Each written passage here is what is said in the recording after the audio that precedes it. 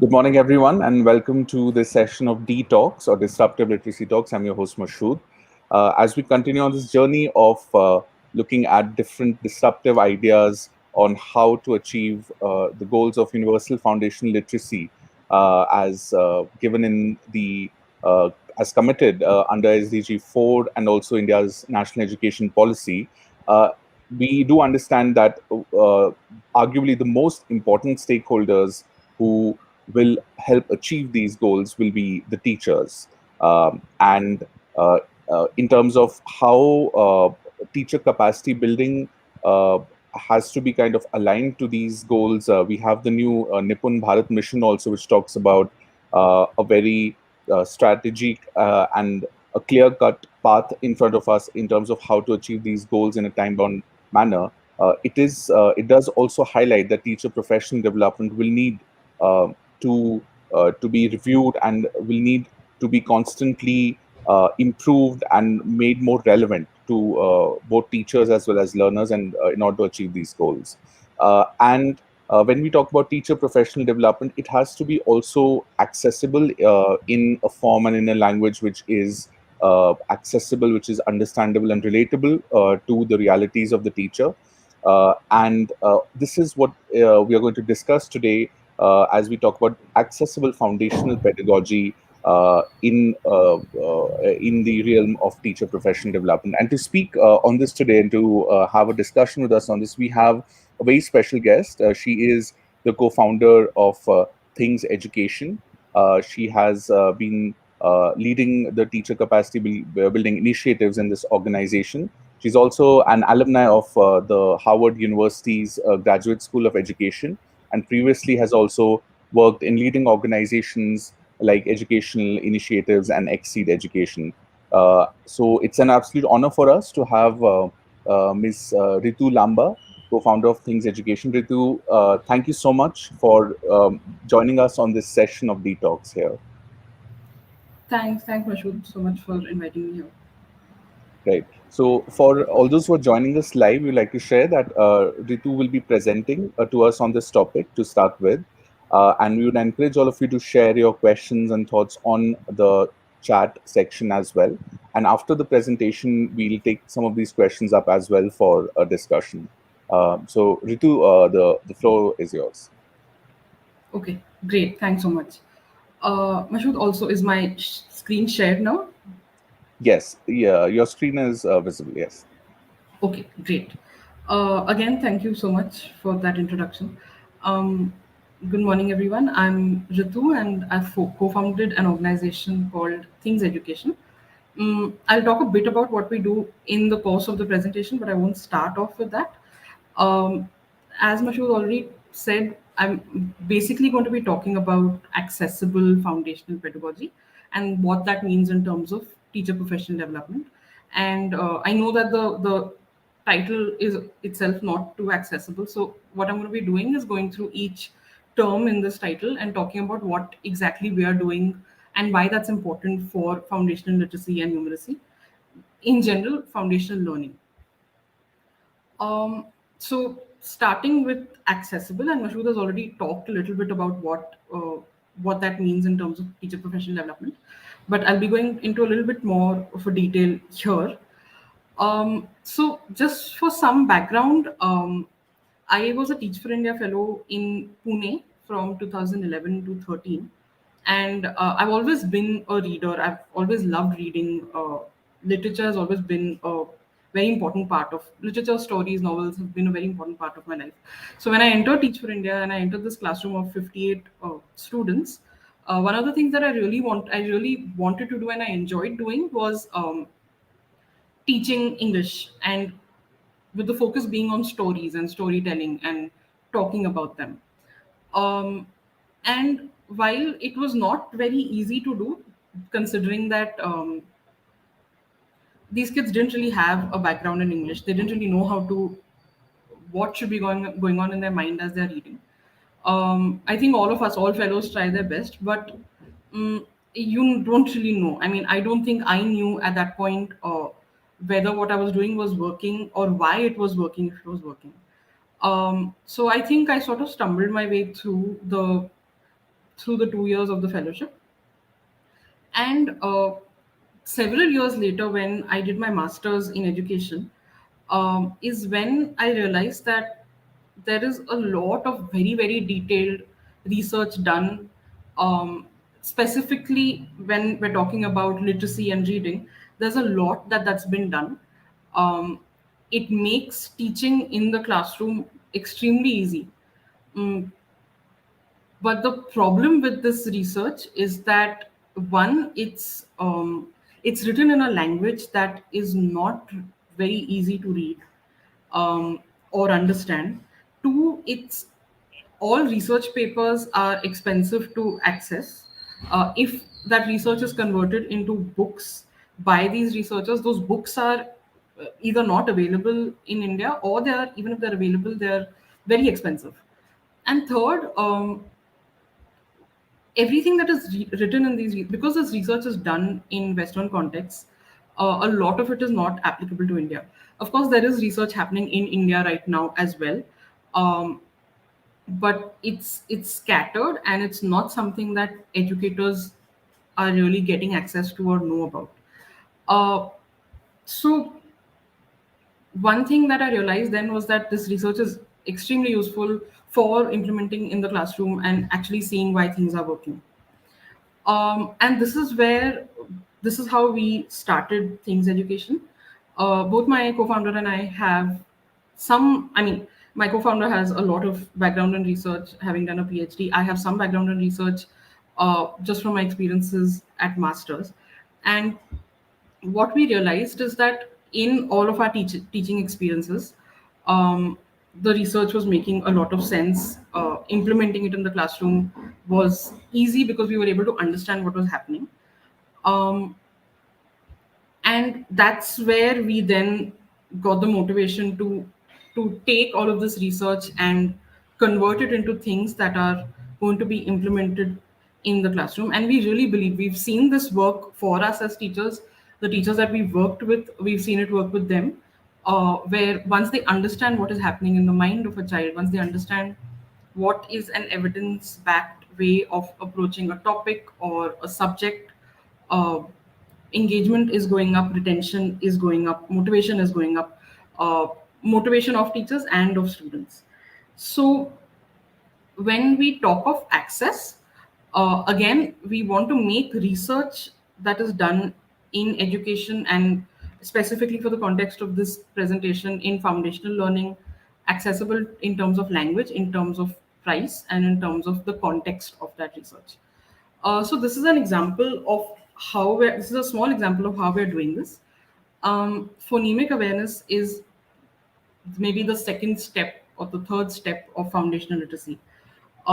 It's something that parents have to start doing at home, and definitely Anganwadi teachers, kids in pre-K, K need to start developing phonemic awareness.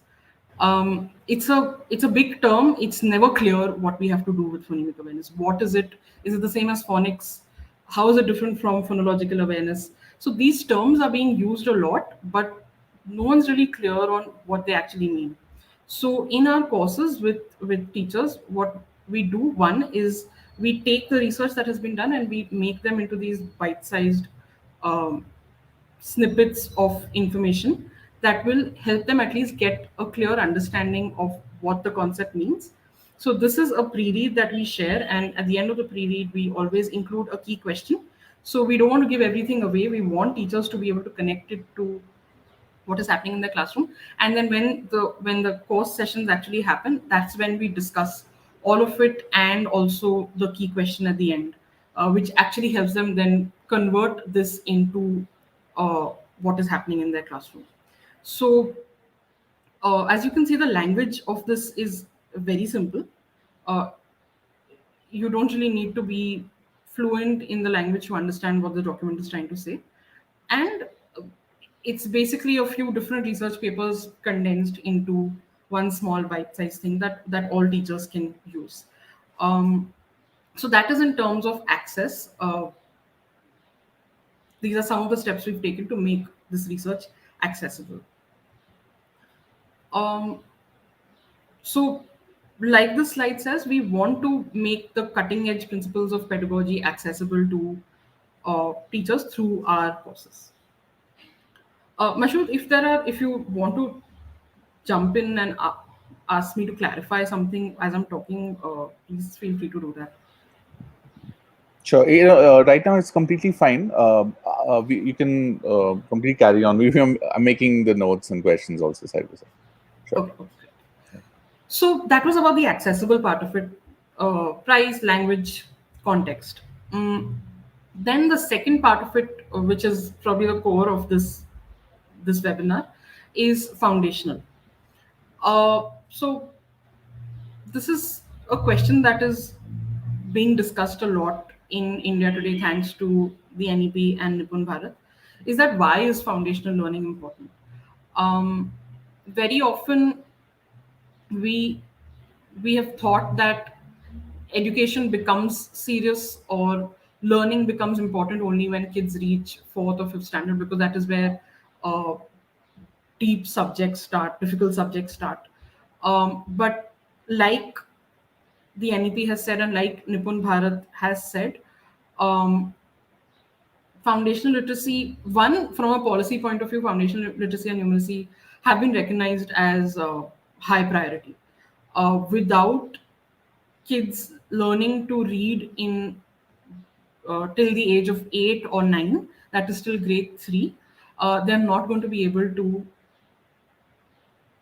navigate or deal with what is happening grade 4 onwards.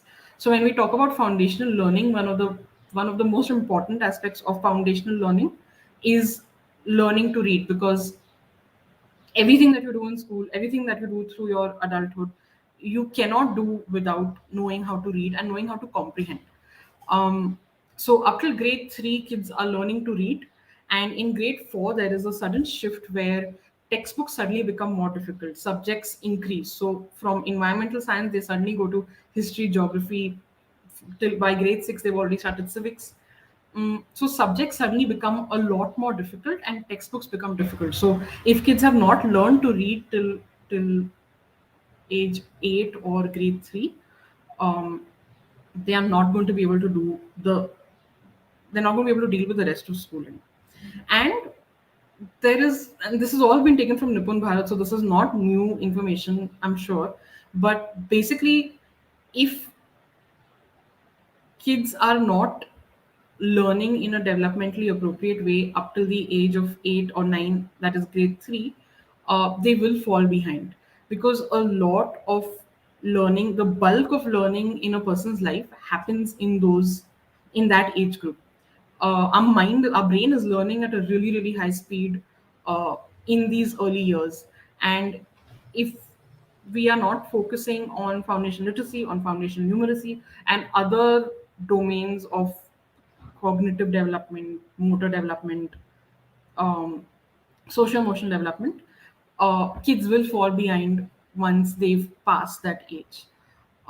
So,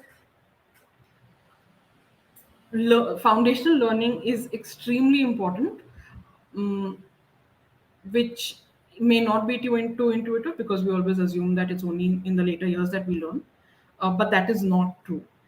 So that is one of the big reasons that Nipun Bharat has come into existence, and that is also one of the biggest reasons that we at Things Education have been focusing on foundational learning, to begin with foundational literacy, and going forward, even numeracy is going to become a part of our teacher professional development.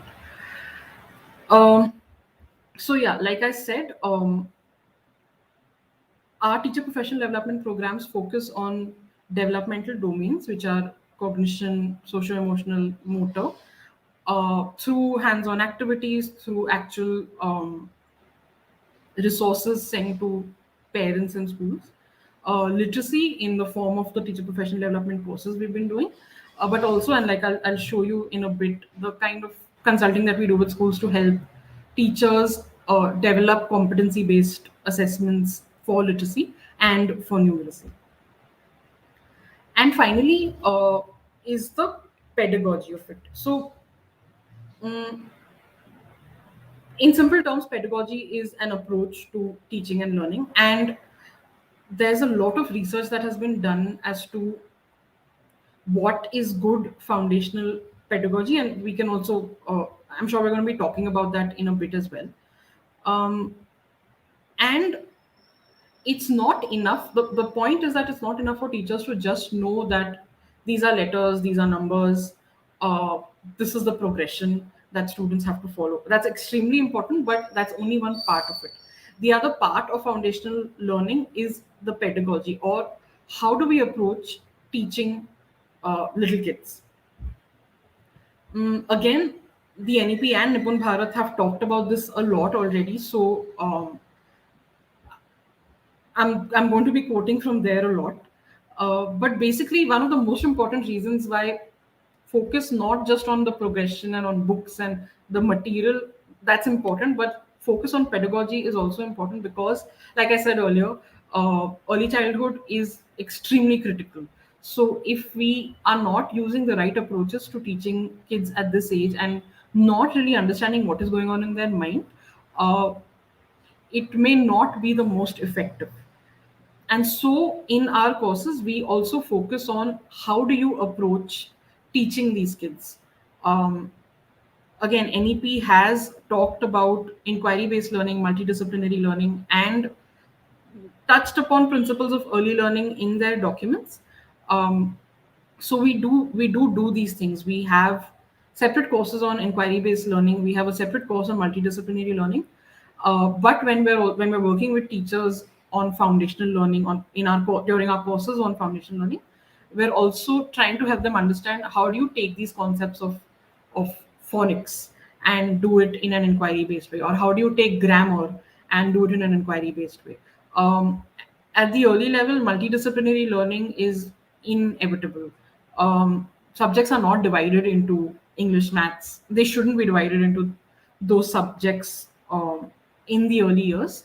So how do you take all of it together? How do you take literacy and fine motor and social emotional learning and make it hands on and make it inquiry based? So that's something we've been working on, and we hope to also uh, actually roll it out to teachers as a program and to schools to be able to implement.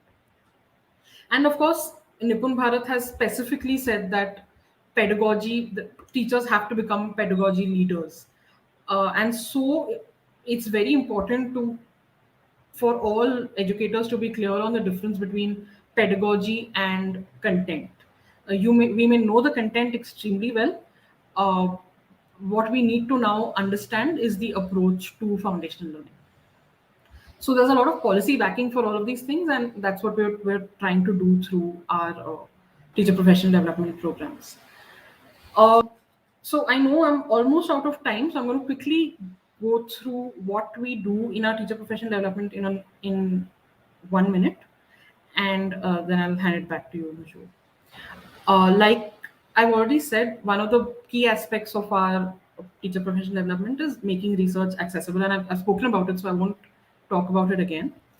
The second thing that we really believe in, and we've made sure that we keep this in mind no matter what we work, no matter what format we're working in, is respecting teachers' experiences. So teachers have a lot of experience working with kids, and that cannot be replaced. And um, we are not asking teachers to completely change what they do. So in order to do that, what we usually do is ask teachers to come in with lesson plans that they're already using, understand what the pedagogy is, understand what these concepts of foundational learning are, and then try and tweak their lesson plan so that it aligns with the research. So we never ask teachers to completely throw out what they're doing, because that is not going to work. No one knows kids and no one knows what's happening in the classroom more than teachers.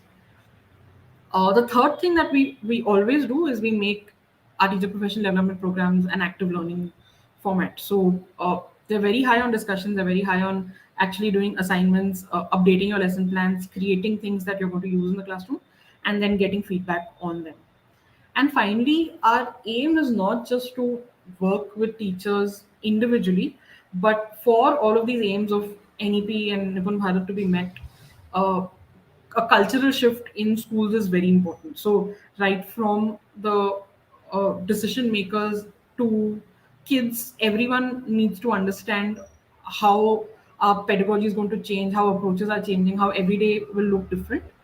Um, so, with that in mind, we've been trying to work with schools as a whole, starting with a need analysis to see where teachers will need a little more support, and then customizing our approach according to that. So, this is an example of something that we want teachers to be able to create on their own. Nipun Bharat has specifically talked about competency-based learning, and the aim is to for teachers to create a holistic progress card of students. But that is not going to be possible unless teachers know exactly what to look for, exactly what competencies to look for.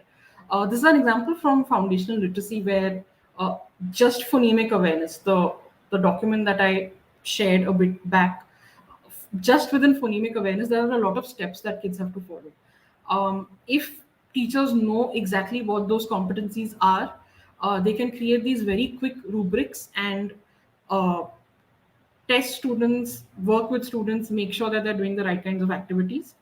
And that will finally feed into that holistic progress card that all teachers are expected to create. So the aim is to empower teachers to do this on their own. And this is the level of detail that we're trying to go into in each of our teacher profession development courses. So I'm going to pause here and hand it back to Mashud for any questions.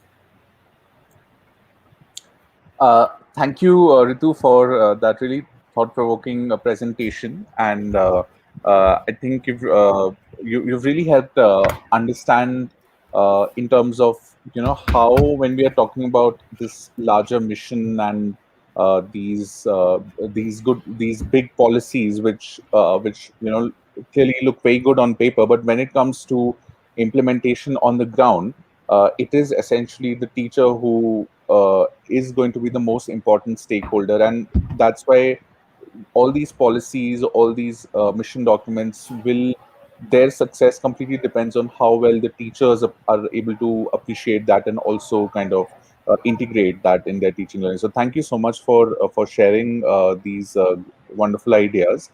The first question that I had was with respect to I have asked this question to other people also who have worked in the area of teacher capacity building. Many teachers today, or most teachers today, are themselves the outcome or product uh, of an education system which has used a lot of traditional approaches, right? But they are here as teachers. Now, when you at Things Education work with teachers, uh, how does that conversation look like? When how do we address, how do we kind of get the buy-in from teachers to adopt new innovative pedagogies when they themselves have had that traditional education and have now become teachers? Do you think it's a challenge, and how do you address that? I think it's definitely a challenge, one, because even when I first started teaching, I came from that background of having been taught in a traditional way. So I think, and I'm sure everyone who's taught has struggled with that. That I've been taught in this way. Why can't I just continue teaching this way? I'm fine. Why won't my students be fine? So that's a completely, I think that's a completely natural um, way of looking at it. And okay, I'll talk about it in 2 points. One is what worked for me. What worked for me was when I participated in sessions, especially during my masters, where I was taught in a different way, and I realized that wait, I actually enjoy this, and I'm actually learning. Um, and that's one, that is a very key component of education. Actually experiencing things is where learning happens. So when we do our courses, uh, we start with giving teachers an experience of the approach as students. So one example of this is inquiry based learning. Inquiry based learning is also has also been mentioned in Nipun Bharat as an approach that teachers have to take. And inquiry based learning often gets confused with project based learning, with constructivism. They are different things though. So for us to, it's one thing to just tell teachers, like you said, that this is a great way to do it, but that's not going to work. So with inquiry based learning, we start, the first session is teachers experiencing inquiry based learning as students. We give them a problem, they have to go about the inquiry approach, and then we talk to them as they are as learners, ask them the kinds of questions that we are expected to ask in an inquiry classroom. And then we take that in the next session and we have a discussion with them on what worked, what didn't work, why do you think it worked, and how can you implement this in the classroom. So that we found is a very, very powerful way of getting teachers buy-in. Secondly, I think another example that comes to mind is phonics, where a lot of teachers wonder, well, I learned how to read without phonics instruction. Why can't students learn how to read?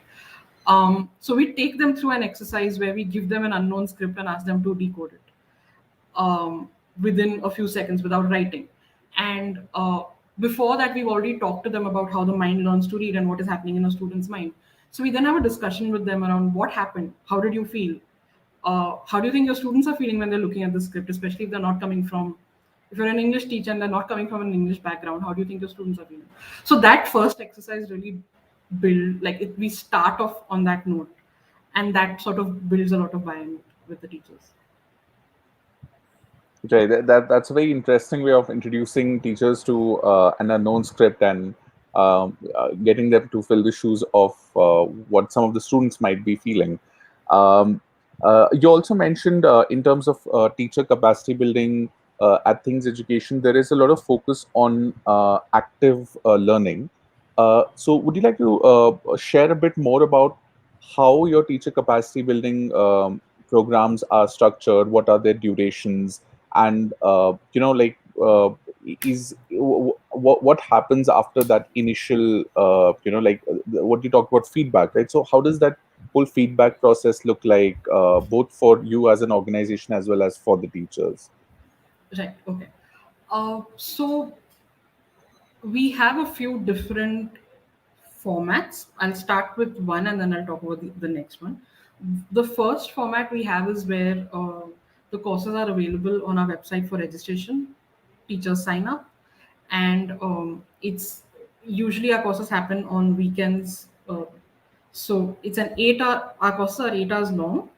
Uh, the synchronous part of it is 8 hours long. So Saturday and Sunday 2 hours, the next Saturday and Sunday 2 hours. That's 8 hours of synchronous work. And then there's about 2 or 2.5 hours of asynchronous work where, or offline work where we've given some assignments to teachers and they have to complete them and give them to us and we give them feedback. Um, that's how one form of our teacher professional development is structured. And I'm just focusing on structure now, and then I'll talk about the feedback and the assignments as well. The other form is that we have a need analysis uh, questionnaire that we send out to a school leader or a principal or a program manager.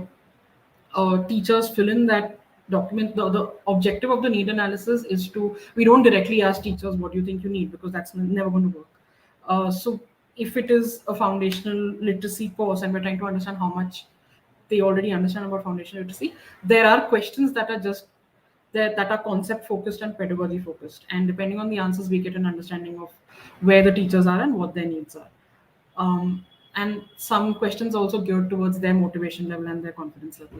So once we have the need analysis, we create a report out of it, and based on the report, we then talk to the decision maker in the school, and we customize courses for the school, which may be just 3 months long, depending on what the school needs, to a year long engagement with the teachers, so that we're continuously seeing how they're what kind of support they need and how they're growing. So those are the two formats. In the second one, it's a mix of online, synchronous, online, asynchronous, and hopefully, when things are better, we want to have a larger component of actually working with teachers face to face in the school. So those are the two ways in which we do it. In terms of the feedback and the assignments that we spoke about, so, for example, in a foundational learning course, we once we talk about, say, phonemic awareness, and we've gone into depth, we usually spend 2.5 hours of our 8 hour course just on phonemic awareness, because it's something that's very unknown and it's something that's very difficult to understand, especially if you've not been exposed to it before. So once we've gone into depths of phonemic awareness, what we ask teachers to do is create a one of the things that they do is they create a progression of how will I deal with these different phonemes through the year if I'm teaching a kindergarten classroom, or if I'm in a grade 2 classroom and I know that there are kids struggling with reading, what is the progression that I will follow just for those kids. And the second thing, these are just examples of what we do. The second thing that they'll do is they'll actually create a lesson plan which will focus on phonemic awareness. So they submit those lesson plans to us, and then this is done on Google Classroom currently, and then we give them feedback in the week. So when we meet back again, there's a further discussion on how it's working and how it's connecting to the rest of the progression of foundation literacy.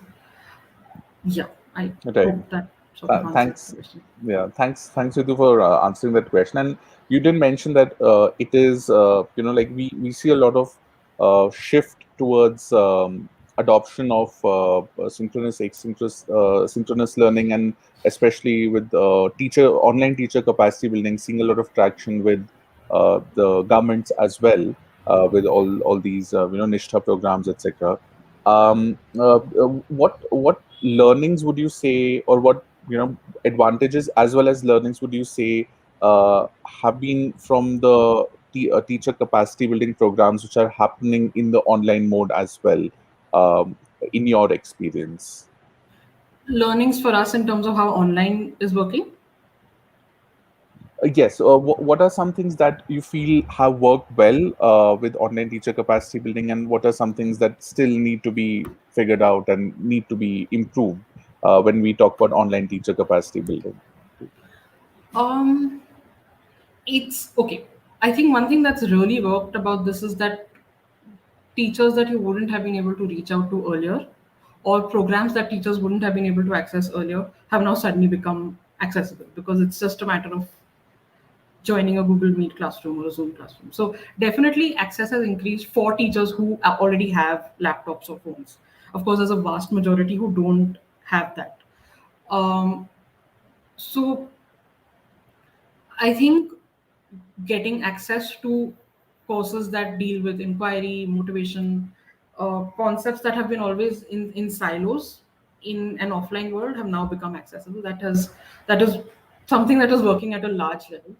I think another thing that is really working is that we get in a group, we have teachers from different backgrounds, from different grades, from different subjects, and from different schools for sure. And that really helps because the kinds of discussions that end up happening in these online settings is helpful for everyone, for all teachers, to understand from different people, different teachers' experiences. Um, so I think in terms of access to other people and access to courses, that's what's working.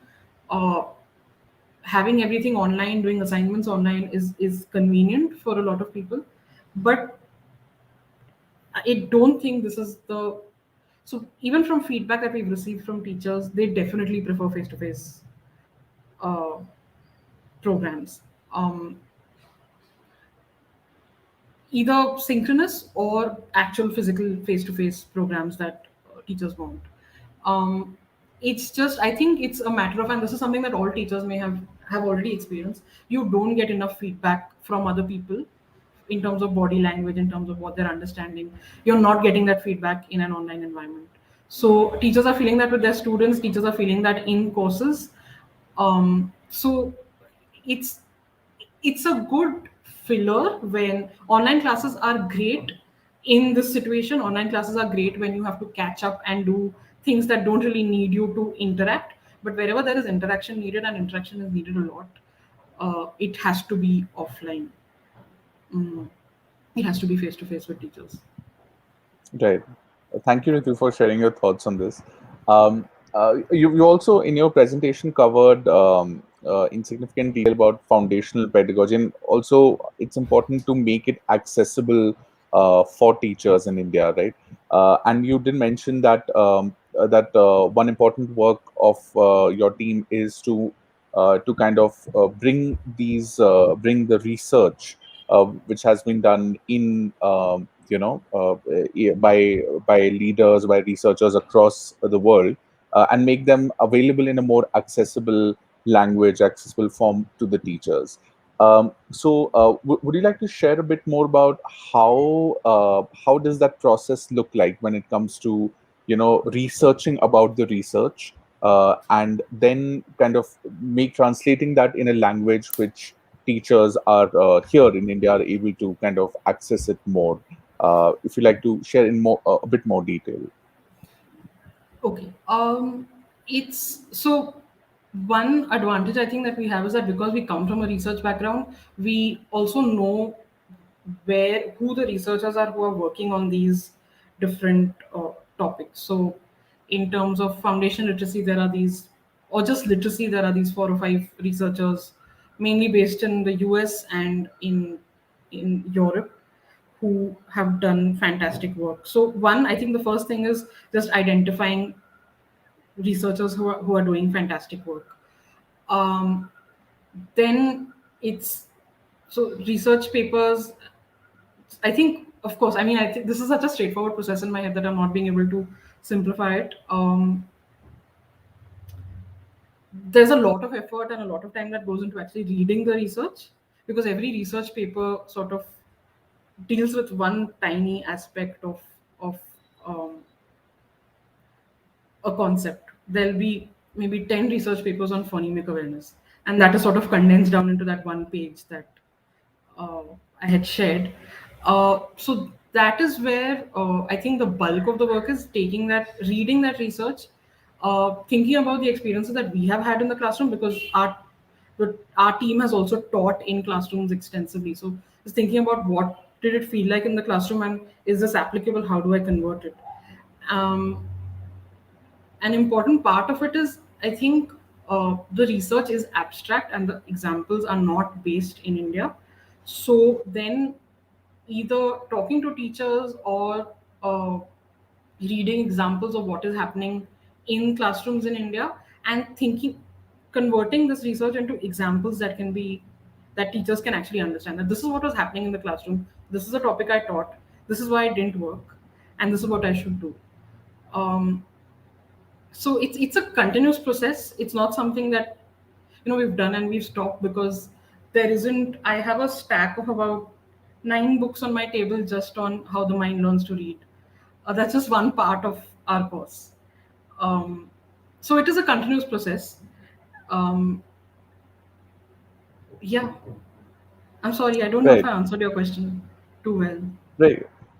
So I would say that you've raised more questions for our audience as well. But it is true, like you said, that this is a century long debate on what is the best way in which the human mind learns to read.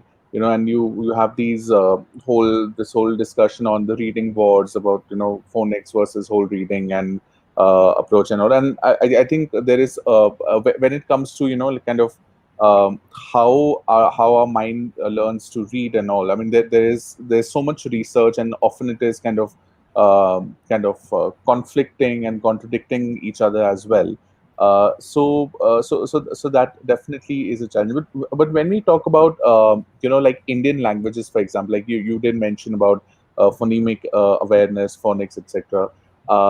So when we are talking about yeah, reading in Indian languages, and the approaches which we have followed, do you feel that the that India, the challenge that we face in terms of a lot of children not being able to read, is this kind of unique to India because of how our languages have been taught over time, and like are we able to learn from these approaches which like the Western academia has been able to provide us, in terms of how our mind learns to read.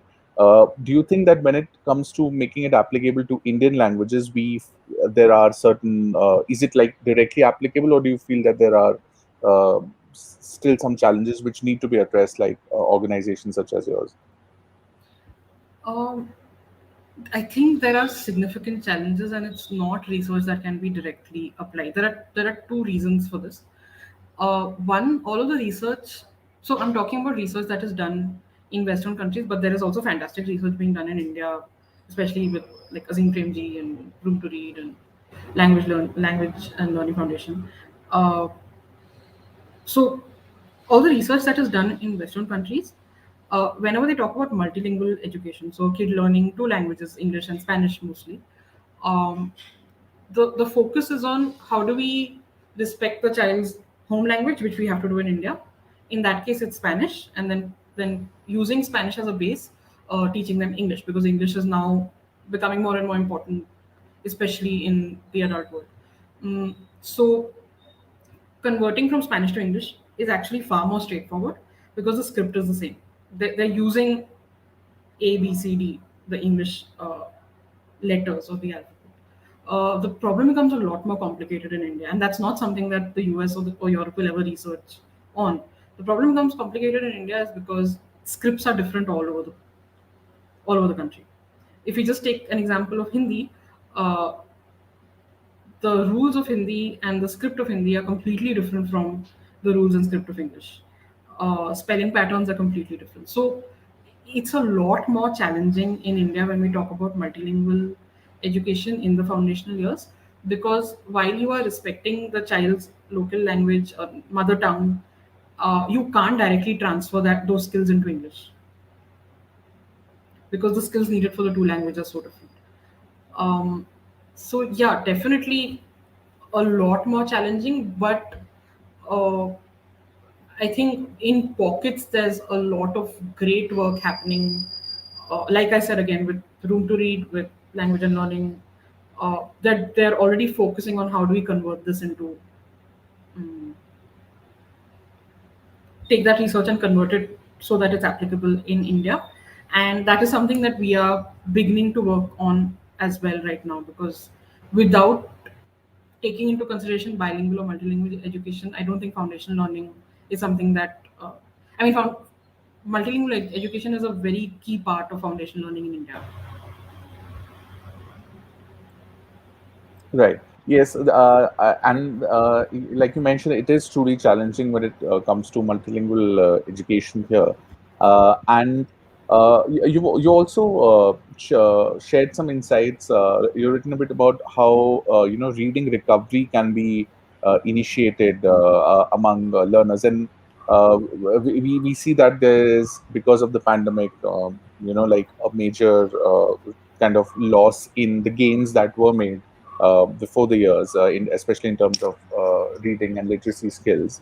Uh, what is your assessment of how do we move forward from here in terms of recovery of the foundational literacy skills which might have been lost? You mentioned Azim Premji, and they've of course done that report which talks about more than 80 to 90% of children losing these skills, at least one literacy skill. So, going forward, as in terms of the current context, where schools will continue to kind of oscillate between online to community to opening in schools, what kind of an approach would you suggest to teachers to ensure that the recovery in the literacy skills is ensured in a time-bound manner? So, one of the most important aspects of teaching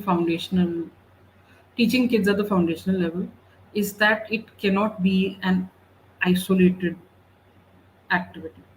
I think the article that you're referring to talks about taking kids out of the classroom and teaching them, and why that will never work.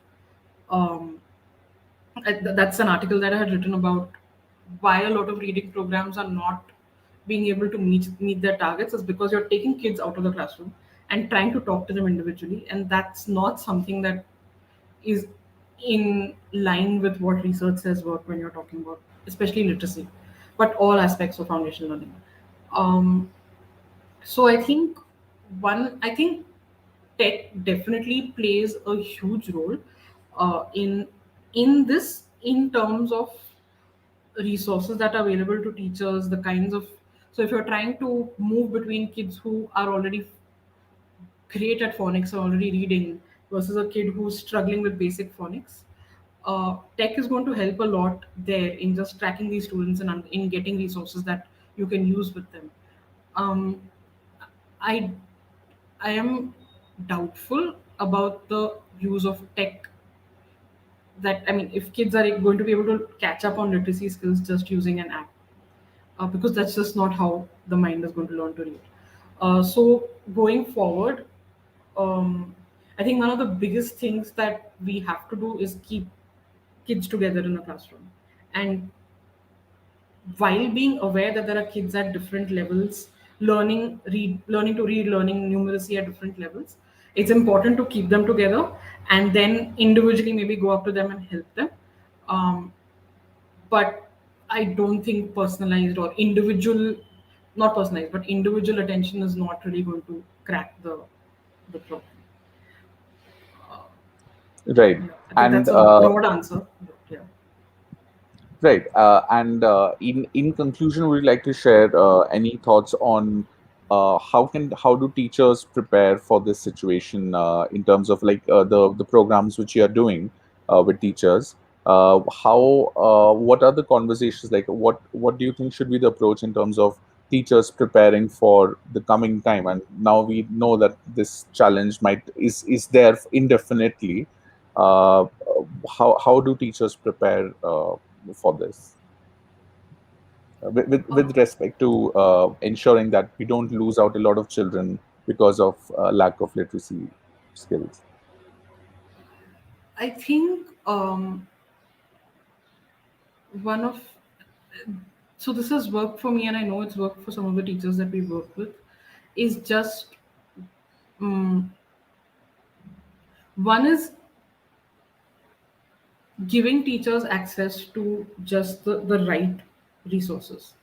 I think without the right resources, they are going to continue to struggle. Um, Something that we've seen a lot is, and this is a question that you asked earlier as well, is that why is the traditional way of teaching not going to work uh, to meet these gaps? Um, I think giving teachers, and one of the most important things is giving teachers the experience of why inquiry based or multidisciplinary or project based learning actually works. Giving them that opportunity as learners to understand what they're feeling, what they're doing, and why it's working is, I think, the first step that we should follow. Um, this can be done in online environments. It doesn't require face-to-face interactions with teachers. Um, I think why I'm struggling to answer this question is because I think that there's so much to be done to support teachers, and we're not there as yet. Um, in terms of pedagogy, in terms of conceptual knowledge, I think we definitely have to do a lot better. So I don't know. Okay, that's why I'm struggling to answer. I'm sorry. I just think it's a long effort. It's going to be a few years worth of effort to change this. Sure, absolutely. I mean, I I agree that this question, of course, might require a series of talks completely on its own. And but it's been an absolute pleasure having you here, Ritu. And in terms of you've taken us through some very important questions and with some answers, but also more questions in terms of where do we as educators, as governments, as civil society organizations need to focus on. And of course, teacher capacity building is one area that while there is a lot of quantity of teacher capacity building in terms of the government taking up large scale teacher capacity building programs. But it will be important to also, like you mentioned, that these programs need to have that sensitivity, and they need to have that sense where teachers are given that experiential learning of of being in the shoes of the learner. And some of the initiatives that you shared, which your organization doing, is truly amazing in that direction. So thank you so much once again, Ritu, for your time. And to all those who have been joining us live and who will be watching this video in the coming time, we hope that Ritu has triggered some thoughts and questions in your mind as well, as we continue to move towards this mission of disruptive literacy mission of achieving, making sure that all children are able to be literate and numerate at the foundation level. So once again, thank you, Ritu, for joining us here on Detox. Thanks. Thank you so much.